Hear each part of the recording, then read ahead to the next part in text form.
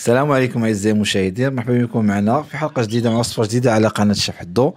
اليوم إن شاء الله الحلقة ديالنا غتكون إن شاء الله يعني دي ميني كيك، يعني واحد الكيكات صغار، يعني في دي مول صغار، وإن شاء الله غتقدم لكم مدام يعني المكونات إن شاء الله وطريقة التحضير. وقبل هذا الشيء نبغي نطلب من السادة المشاهدين يعني اللي متشبعين ديالنا ولا الناس جداد يديروا لايك وابوني وبارطاج. بالنسبة لأول مرة غادي يشوفوا القناة ديالنا يحاولوا يتفاعلوا معنا ويدعمونا، وان شاء الله حنا ما تنتظروا منا غير ان شاء الله الاجتهاد والعطاء. وعلى بركه الله غتقدم لكم المدام مكونات. بسم الله.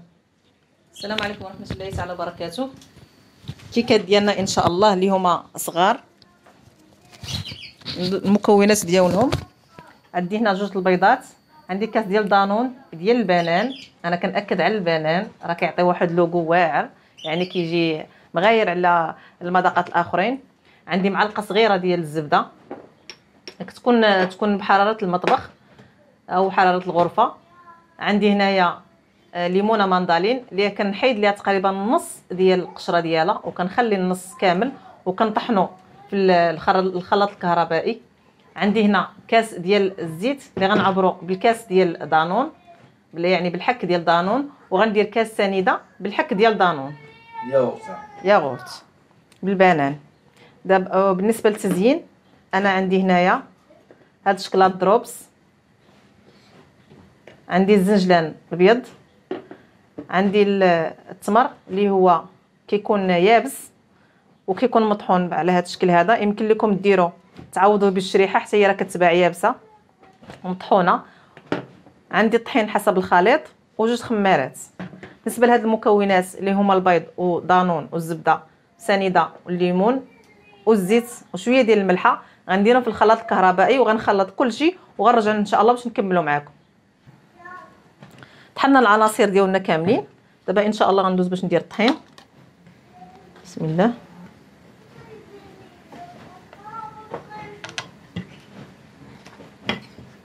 يعني كتشوفوا معايا انا درت الحك الاول،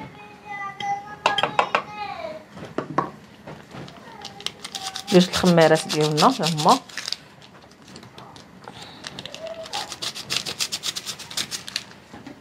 بالنسبه للتزيين انا كيعجبني بصراحه ندير تزيين الكيكه قبل ما طيب، راه كتجي واحد المنظر زوين. التزيين كنطيبو دائما انا مع الكيك كيجي زوين، وكيبقى التزيين اختياري.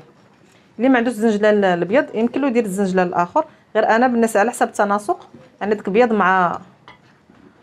مع التمر غيعطي واحد اللوين زوين. بالي مازال غنزيد واحد نص كاس ديال الفورص يعني الطحين.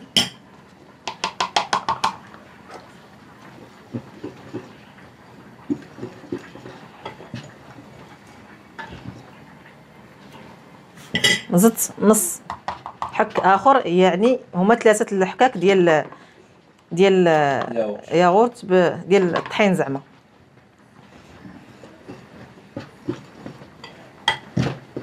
صافي غنحرك مزيان وغنعمر القوالب ديالنا ونتلاقاو ان شاء الله.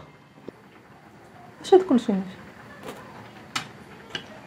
كما شفتوا معنا انا بديت نعمر في القوالب ديالنا، يعني القوالب كاملين عمرتهم. وكيف ما شفتوا راه ضروري تندهنوا بالزبده وشويه ديال الطحين ضروري. تقريبا هاد الخليط يعني هاد الخليط اللي ديال الكيك ديالنا دار لي انا 12 من القوالب ديالنا، يعني 12 حبه.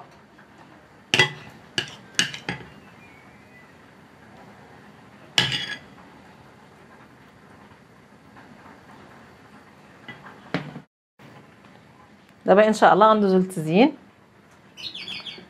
غنبداو بالتمر اللي درت ليه شويه ديال الطحين باش ما يهبطش لينا في القاع ديال الليمون ديالنا بهذا الشكل هذا.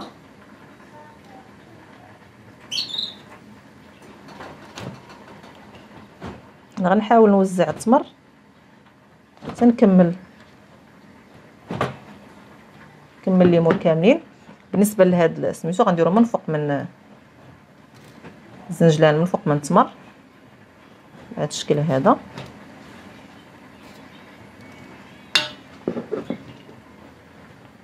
وغندير كل كيكه، يعني كل مول واحد غندير فيه صدفه بحال هكذا ديال الشوكولات. انا غنستمر حتى نكمل ان شاء الله، وغندخلوا الكيك ديالنا يطيب في الفران اللي غيكون مشعول غير من التحت على 150 درجه بالنسبه للفران ديال الضو. كان هذا هو الشكل النهائي ديال الكيكه ديالنا. كنتمنى من الله يعجبوكم، جربوهم ان شاء الله، راه جاو زوينين بزاف وبالصحه والراحه. وما تنساوش دعمونا لايك ابوني بارطاج، فضلا وليس امرا. نتلاقاو ان شاء الله في حلقه جديده على قناه الشيف حدو. السلام عليكم ورحمه الله وبركاته.